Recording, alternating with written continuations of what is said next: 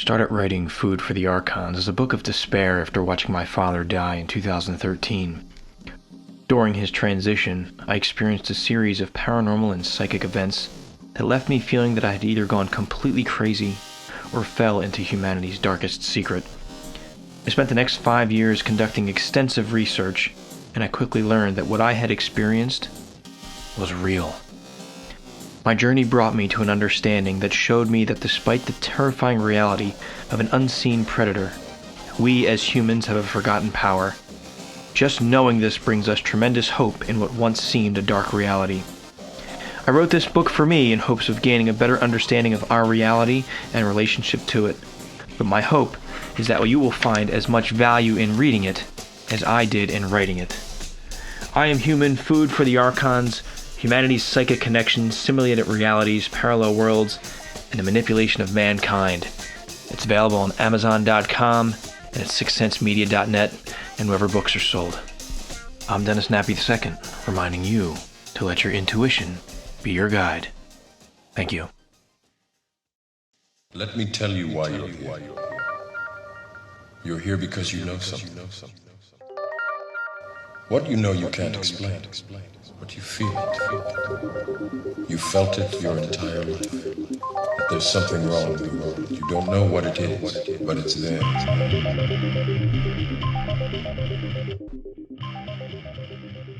The world is changing, and it's changing fast, my friends. Lots of reports coming out that are packed full of fear. Is this more fear-mongering? Are we being herded in a particular direction of thought and action? Is there a real threat out there right now? Is it a combination? How do you decide? How do you navigate? How do you prepare? My deepest apologies to all of you. I've been MIA for the last 2 weeks, had some things going on, but I also want to apologize for the content of this upcoming show. It's heavy, it's dark, it's scary. I'm not one to sell fear porn. I'm trying not to do that, but I can't ignore what I'm seeing, and a lot of people are talking about it as well. It's everywhere. But at the same time, it's nowhere. Those of us connected to these threads, I think we're seeing it, we're tracking it down, we're piecing it together. Are we getting caught up in the fear, or is there something more to this? In case you haven't noticed, I'm talking in part about the coronavirus, but there are other things going on in the world as well that I'd like to discuss. Am I just piecing things together because I've seen one too many science fiction horror movies, read one too many conspiracy theories? Or is there really something bigger happening here? I'm going to talk about that as we get into this week's show. I've got a few news stories as well. Actually, I've got a whole inbox full of news stories. I will not be able to get to them all just because I've been out for the last 2 weeks. You know, I swear, and I'm not going to make a story or paint a picture of, I got too close to the truth and they're trying to shut me down. That's not what's happening here, but I do have these thoughts on a grander scale, on a more spiritual scale, on a cosmic scale. You have to wonder sometimes. I feel like once I published my book, things got harder when it came time to doing the show, and I don't contribute that to any government, to any organization. I do wonder, though, with the things that exist beyond our perception. Life got kind of hard for me ever since that moment. And I have to wonder sometimes, is there a connection behind it? Or am I manifesting this reality because I chose to look into the abyss? As Nietzsche says, the abyss is now gazing back into me. He says, be careful when fighting monsters that you yourself do not become a monster. For when you gaze long enough into the abyss gazes back into you. I have looked into that abyss. And it seems like now the things that I wrote about in my book, the scary things I've been exploring, may be unfolding before us. I have to wonder, am I creating my own reality as I step through the looking glass? Or am I choosing to experience this aspect of a multiverse? I don't know. But at this point, I'd say anything's possible. So I've got some interesting stories in the news. Again, this is a dark, depressing start to a show, isn't it? Something exciting, though. Let's start on a happy note, or let's go to a happy note. I'm getting ready to release a YouTube video on January 1st. I have it timestamped. I did a remote viewing session. The crypto viewing team every month, they do world events. Ed Reardon, Daz Smith, and Dick Allgaier. They look into the future and they record what they see. And they do it well, and they do it with accuracy. I've tried this maybe 2 or 3 times, and it's hard. I find that doing world events, you don't have as much structure. Remote viewing is based on structure. You do everything a certain way because the goal is to occupy the conscious mind so that your imagination's not creeping in and giving you stories. With world events, again, I'm a rookie. I find there's a little bit more freedom in those sessions where it's easier for your mind to throw in imagination. Dick, Daz, and Edward are a lot more experienced, and they know how to tap into these signal lines. They know what's noise, what's imagination, and what is actually important. So anyway, but I did a session on January 1st, and one day last week, I was on Drudge Report, and I got a headline for an article that confirms one of the things that I saw, and it was pretty awesome. So I'll have the YouTube link once the video's up for you to check out and see my session and see the news article. But what I saw was, I called it like a celestial event, like a meteor impact behind a city landscape, and I described the white flash behind it.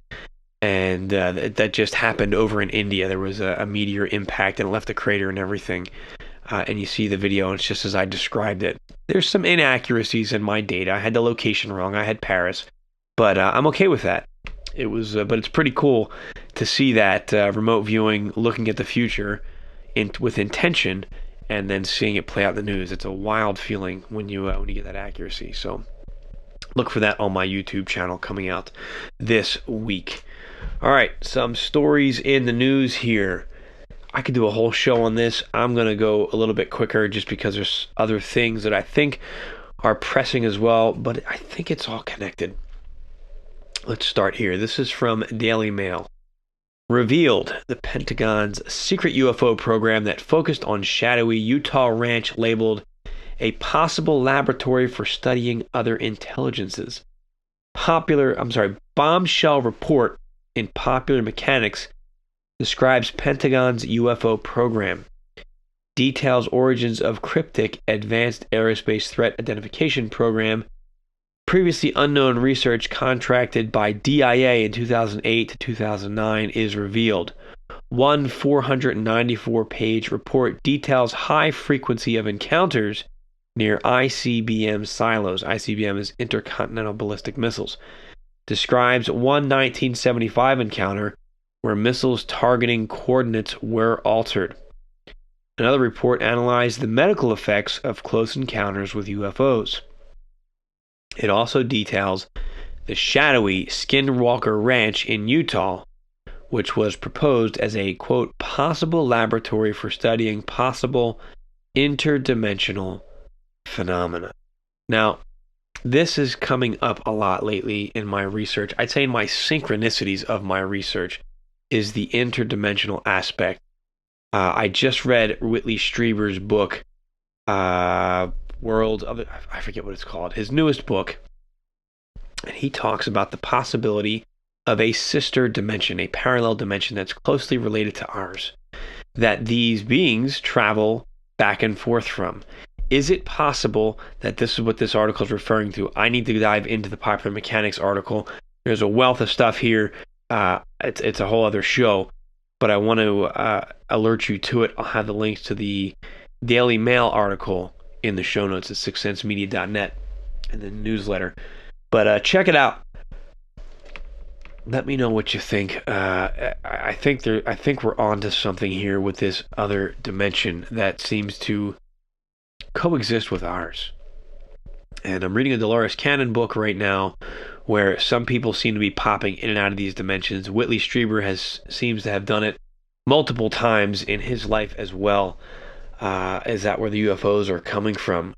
And here we have, sounds like official acknowledgement that they were studying this other dimension through Skinwalker Ranch. So more to come on this story. This is one that I like to follow.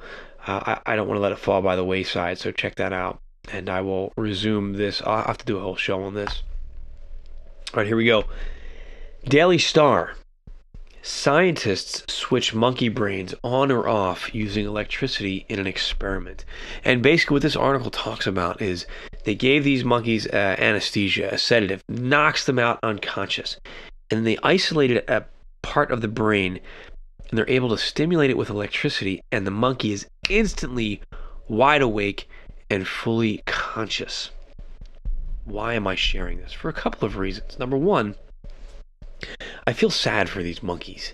And they addressed that in the article. They said, it seems sad for the monkeys, but, by doing this, they're learning things that people who deal with consciousness disorders, it may benefit humanity in the future as the results of this research come out.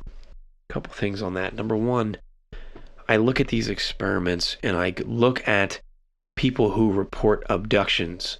Now, the previous article I talked about didn't really get into the abduction aspect. It seems like the mainstream's not touching the abduction aspect, but if you study abduction phenomena, there's issues with people's levels of consciousness and alertness. Now, I would assume that if you can stimulate this aspect of the brain in one way, it wakes people up. There must be a similar mechanism to instantly shut them down. Now, we're talking about electricity. We are electrical beings. We are electromagnetic. The tech now, this is now going mainstream, so I'm sure, and it's an assumption, but I'm sure the tech exists to shut it off, to alter our consciousness. This is why I know I've had experiences where, oh my gosh, this is incredible. There's shit happening all around me. I'm going to go to sleep, and all of a sudden I pass out. Like there's stuff in my room.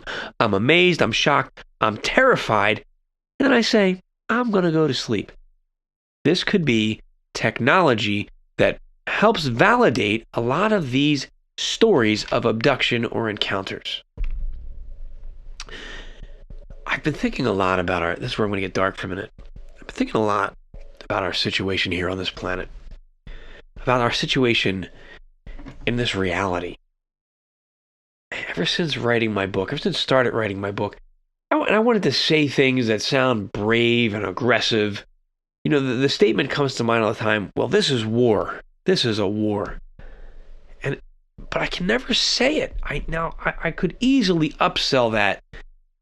And I would get, making a statement like that, for some reason, it sounds brave, it sounds courageous, it sounds motivating.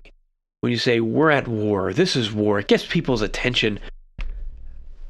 I can just never bring myself to say that. Because I think our reality, I think our situation is something different. We are not at war. And if we think we're at war, I believe we're misguided. I think what we're dealing with is the absolute and total enslavement of our species. And it's a horrible thing to say. But I can't not say it anymore. When I look around at the things going on, and it's not just the enslavement of our species, but I wonder if it's also, or is it, the farming of our people. And I can't go into much more detail on that here.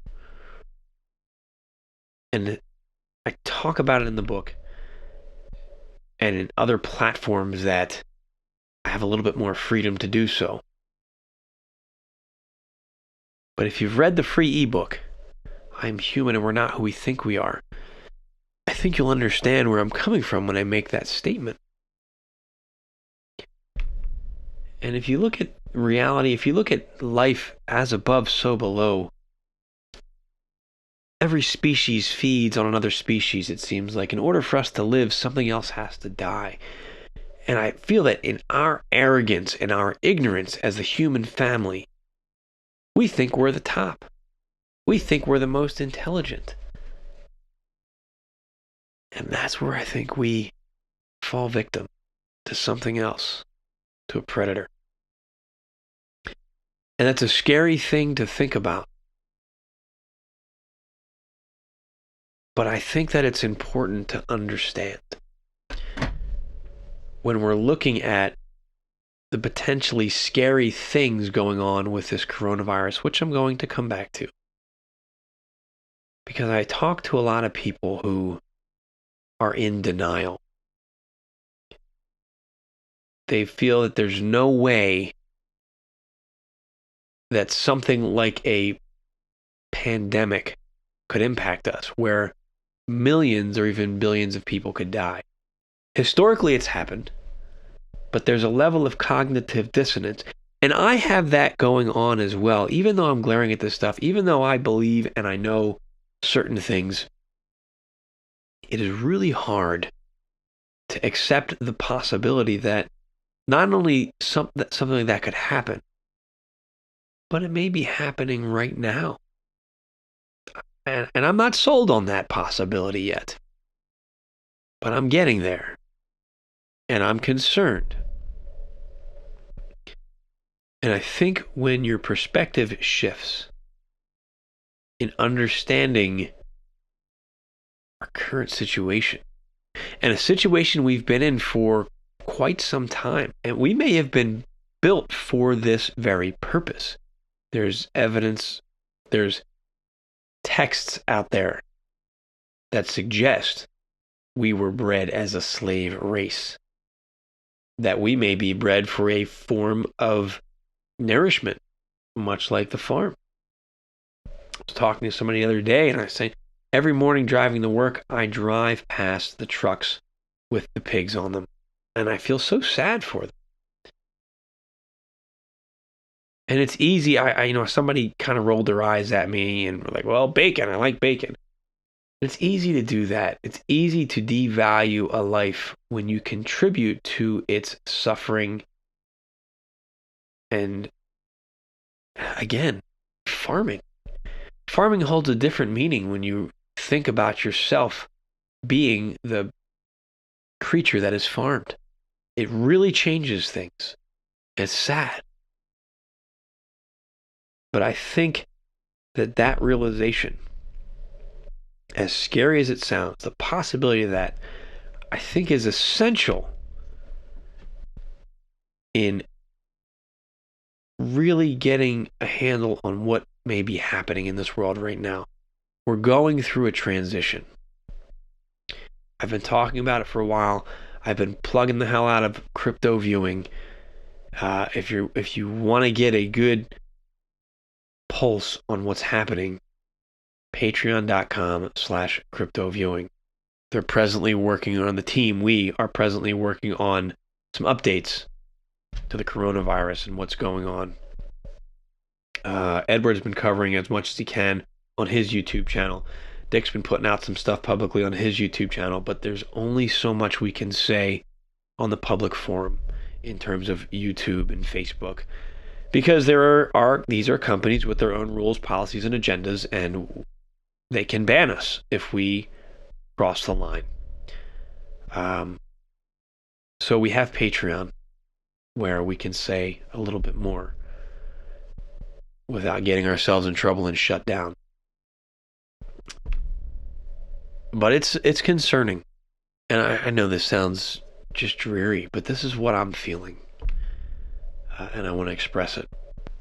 Okay, so am I crazy? Ultimately, my thesis in my book is that we are all psychic, and there's a parasite that exists beyond human perception that feeds off of human energy, human suffering. Now, this article posted February 13th, 2020 from abc27.com out of Harrisburg, Pennsylvania, titled Meet Harrisburg's Modern Day Exorcist. Now, this is important. Ellsberg, PA. The Exorcist was a classic and creepy movie in 1973, but demonic possession is not just the stuff of Hollywood. Every Catholic diocese in the world is concerned about evil spirits in 2020, and they've all been instructed to name a priest to combat them. ABC 27 recently sat down with the man tasked with denying the demonic in the Harrisburg diocese. Knobel's amusement resort might be its most famous attraction, but Ellsberg is home to a lesser-known haunt, and its chaplain is Father John Zada. Zada delivers Mass every morning in Latin. It's an experience of holiness, an experience of silence, an experience of union with God, he said. Helping believers find God is part of Zada's job. Another, chasing away the devil. The bishop said to me, "I have something I have to tell you. I'd like you to be my exorcist." That was it. Literally, that was it, Zada said. This was in 2011. There were only around 15 exorcists in America then, but there are now over 100 who attend a yearly conference to share tips and trade secrets. Every 2 years, it's off to Rome for the International Conference of Exorcists, a group enthusiastically endorsed by Pope Francis. The name of the exorcist is submitted to Rome, and it's kept on file in Rome, Zada said. When asked if he has seen a demonic possession, Zada laughed and said, "More than one." Job 1, Zada says, is ruling out mental illness, which weeds out many claims. But there are rare instances, and Zada remembers them vividly. A person was possessed, and it took 4 fully grown men to hold this person down, Zada said. Another client didn't know Latin, but answered Zada's questions fluently in Latin. That was the work of the devil, he insists. And then the local girl who was hospitalized. Doctors couldn't figure out what was going on. Tranquilizers were not working. They stepped out to consult. They came back in and found her climbing up the wall, literally like Spider-Man, Zada said. He said, "The exorcist is fairly accurate minus the head spinning. The church has guidelines on how to perform exorcisms which include prayer and ritual. The bishop must approve each case. The possessed rarely approve." So it goes on and it talks about kind of some of his methods. But what's interesting is that they're calling for exorcists all over the world. They're calling for an increase in the number of exorcists in every diocese. Why might that be? I pulled an article from April 17th, 2018, and it talks about the course that the Vatican has opened. Back then, there was 250 priests from 50 countries arriving to get trained as exorcists. What's going on here? Now, I'm one who has been very critical of some of the things the church has said and done. Am I just cherry picking things to fit my own agenda and my own narrative? I don't think so. Because I've stayed consistent with my narrative, with the thread that I've been trying to prove or disprove, and that is there is an energetic force that exists beyond our perception that can influence people's moods, people's thoughts, and people's behaviors in order to collect the energy that produces. Quoted the Bible in my book, talking about the man that was possessed by the legion of spirits that Christ cast out into the pigs, ironically, which then ran and drowned themselves in the ocean or threw themselves off a cliff, depending on what version you read. So are we really now seeing an uptick in what the Catholic Church calls demonic possession? Or is there something else going on? I wonder if some of the theories we've explored here with simulated realities holds true. If these demons are really a form of an AI, and the reason they're able to possess us is because they are one software program temporarily or permanently overwriting our own software program that runs within our own system. Now, I know that's upsetting for some people to hear.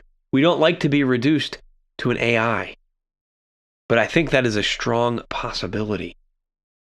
Now, why the uptick in demonic possession or the need to combat demonic possession? Are these priests being trained as the antiviral software that comes out to combat the virus takeover of a host? I listened to somebody on the higher side chats, his name is escaping me, I'm making this connection right now, who suggested that autism might be a result of a hybrid program going back to the UFO/ET phenomena.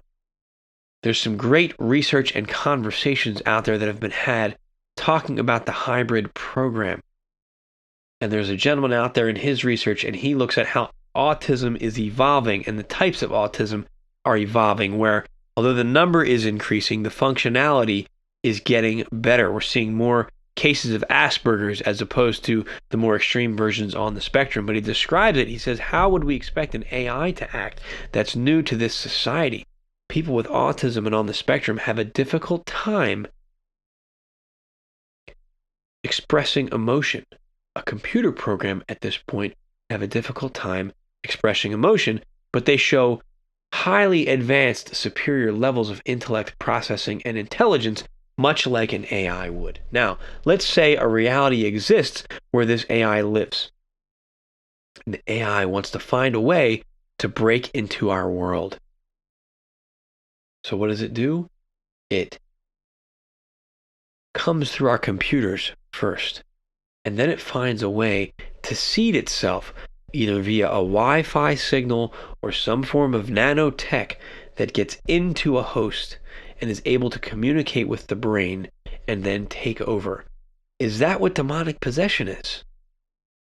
Is it one and the same? Why are we seeing more of it now? Why is the Catholic Church calling for more priests to address this ongoing issue? What does it mean? Speaking of biblical things, let's get a little darker now. Daily Star here. This article is titled, Locust Plague Reaches Coronavirus Hit China After Wreaking Havoc Across Africa. What? Africa just went through this devastating plague of locusts. Again, right out of the Bible. Chilling footage has shown thousands of insects swarming the skies at a border in China. They reportedly come from a plague that has devastated East Africa in recent weeks. I watched the video. There's got to be millions of these things. Now, it's on a road that looks African. The people, you don't ever see their faces, but you can hear them speaking, you hear their accent. Looks African. Could it be CGI? Yeah, absolutely it could be CGI. We could be dealing with a massive propaganda wing right now, but let's assume for a minute that we're not, that this is not fake news. Africa just lost a ton of crops. What will that mean for their economy, for their people, and for the export of food that comes out of Africa? What impact will that have on the world? Connect now the work of David Dubine of Adapt 2030. And he's looking at massive crop failures coming, starting this year and expanding. We just had the wildfires in Australia, decimated their crops. There's massive food shortages there, which means if Africa has lost food, if Australia has lost food, more imports are going to be needed in those areas. More exports are going to be needed from the areas that grow the foods. There's going to be shortages of food. Are we in that time right now? Is that a panic-ridden statement? I don't mean it to be that way. But looking at the next article here, CNBC.com, Apple warns on revenue guidance due to production delay, weak demand in China because of coronavirus. Basically what they're saying is financially they're going to take a hit. Apple said Monday it did not expect to meet its second quarter forecast for revenue, meaning they're losing money. The company cited global supply constraints for iPhones and lower Chinese demand as a result of the coronavirus outbreak. Apple said in late January that it expected revenue of $63 billion to $67 billion in its fiscal second quarter. They're losing money because people aren't leaving their homes. People are sick. China seems to be on lockdown. What impact will this have on the global economy? Now, at Crypto Viewing, what we've been looking at, what we've been preparing for and trying to educate our subscribers, our Patreons on, is the economy is changing. We're moving from a fiat monetary system to a cryptocurrency, to a digital monetary system, which comes with it the digital ID and a way to have total accountability of everybody. We're not fighting that. It's coming. We're trying to understand it so we can adopt it and continue to thrive as opposed to feel like we're victims of the system.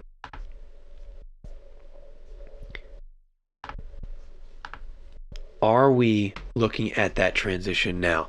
Is the coronavirus the catalyst that's going to cause the economies to fail? At the same time, it's going to call the population. At the same time, it's going to be the perfect opportunity to roll out this new digital monetary system. One of the things we talked about over a year ago, I got this. It's possible that a virus could come out where money gets contaminated. And now we have to burn all the money. And you know what? So nobody has to touch cash anymore. We're moving to a digital system. Sounds crazy. Posted on February 17th, CNN Business, China is disinfecting and destroying cash to contain the coronavirus. That article concerns me that this really is happening.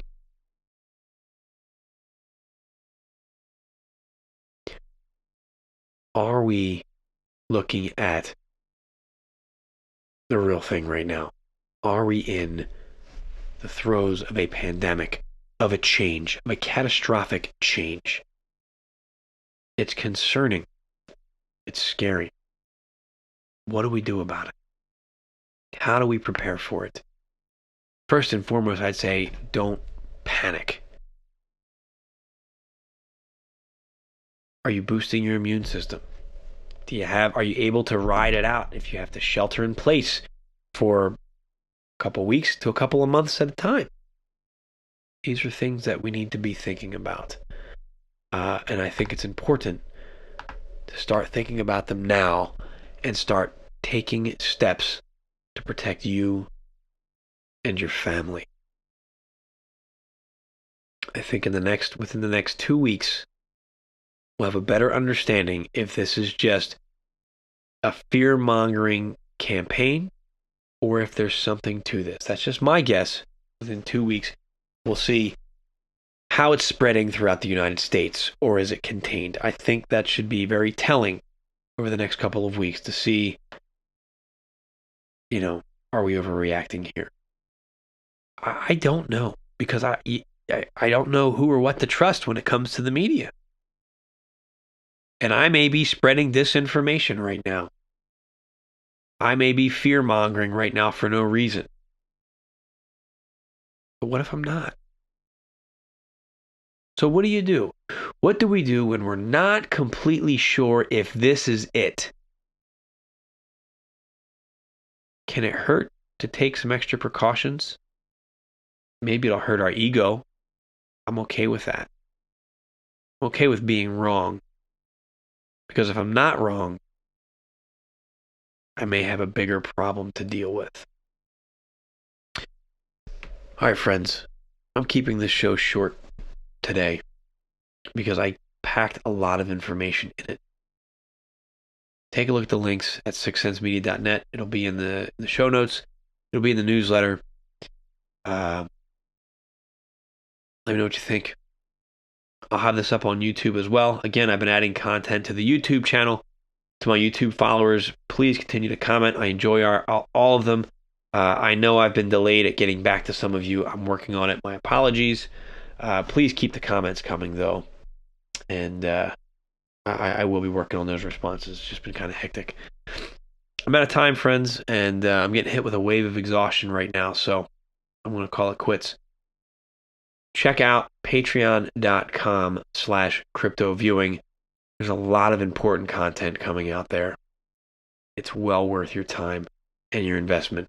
Visit sixcentsmedia.net. Check out Ray Davis of the Affirmation Spot. Check out Dick Allgire's YouTube page, Daz Smith at remoteview.com, Edward Reardon on YouTube, and also check out I Am Human, Food for the Archons. You can find it at sixcentsmedia.net and on Amazon.com. I'm Dennis Nappy II. This has been another episode of the Seeker Podcast, where small changes among the masses can have a massive impact around the world. I encourage you to be that change. Never stop questioning, keep an open mind, and let your intuition be your guide. Thanks for listening.